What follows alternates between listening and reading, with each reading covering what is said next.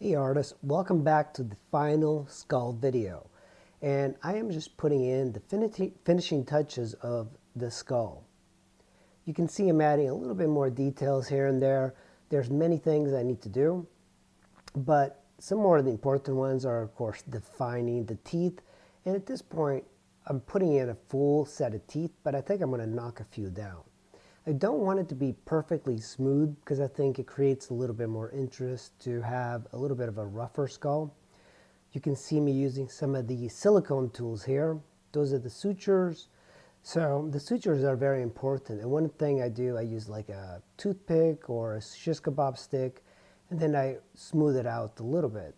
To smooth out water-based clay, you can do like a little bit of a water spray and then use your finger or a towel or a cloth like this. And that kind of removes a lot of the imperfections, and at the same time it creates a little unique pattern. The rats have been difficult. I find very little reference for rats the way I have them positioned. And I wanted mice, but mice are half the size of these guys, I guess, if you're going relative to the skull shape. So these are actually fairly large rats when you think about it. But still, I like rats. They're very cute and social. That I'm putting in a foramen. A foramen is like a hole where nerves go, and we have them all over the skull.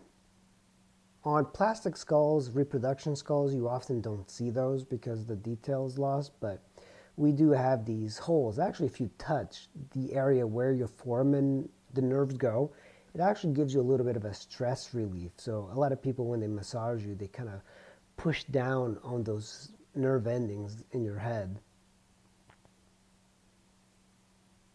So you can start to see a little bit of the skull. A lot of it is hollow out inside. The rats are not hollow. I don't think I need them to be hollow. I can still do it. So I'm trying to get some of the anatomy in the rat skull.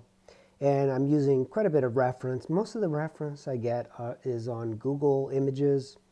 And I have found some 3D renderings of rats, and I've been using that as reference. But I find that a lot of times with 3D models, you only have a superficial view of a rat because they put like this image on top of it. So you really don't get a lot of the structure. And I am looking more for the structure. So the rat in the bottom, I have the mouth open, but I am going to be closing up the mouth shortly because it looks kind of strange with it. And I was thinking about them having something in between, but it might be a little bit too much. So I want to create a little bit of the anatomy in the front of the rats. And I'm using a dental tool. Those things are extremely good. This one's not exactly a dental tool, but you can get it at Sculpture House, and it's just so reliable. It's so durable, of course, because it's metal. All my wire tools, even the ones that I make, tend to break all the time. And if you use water clay, they rust out.